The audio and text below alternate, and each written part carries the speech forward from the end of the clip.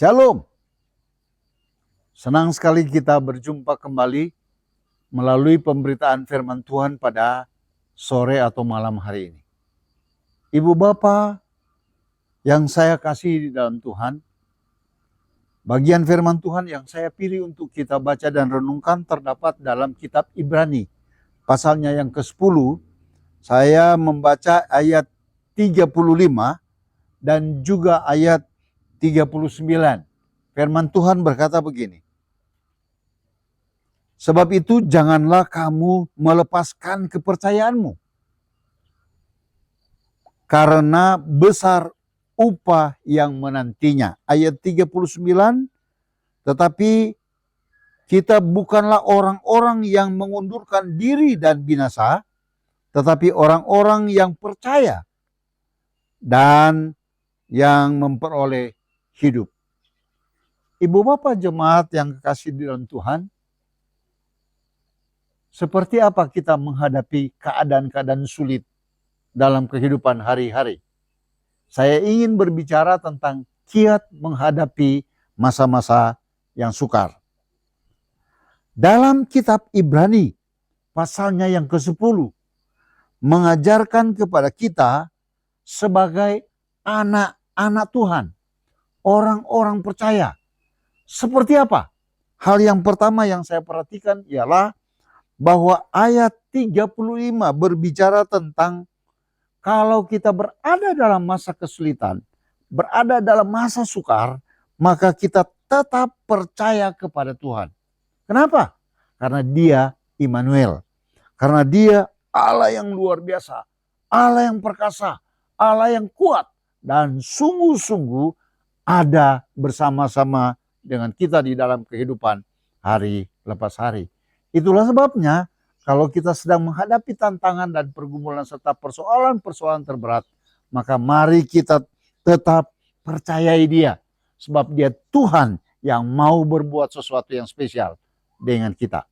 Lalu hal yang kedua, seperti apa kita menghadapi katakanlah keadaan-keadaan sulit dalam kehidupan kita hari lepas hari. Ayat-ayat selanjutnya berbicara tentang sesuatu yang memang kita perlu bertekun.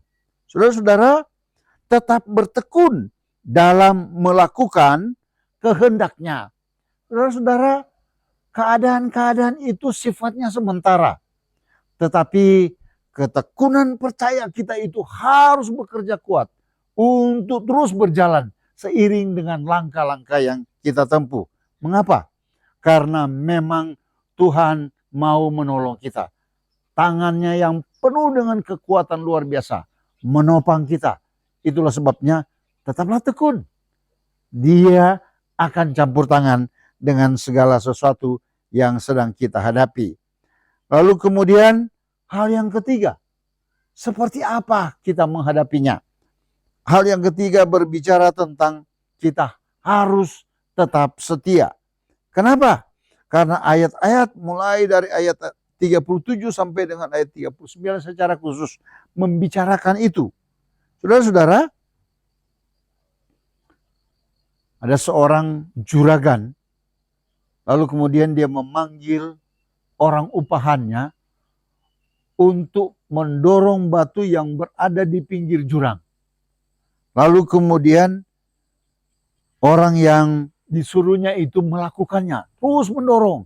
Tiap hari dia coba lakukan dan terus mendorong batu yang ada di pinggir jurang itu. Saudara, apa yang terjadi? Setelah beberapa hari dia mendorong, terus mendorong, dan tidak terjadi perubahan apa-apa, dia akhirnya datang kepada tuannya dan berkata, Tuhan minta maaf, saya tidak sanggup mendorong batu itu.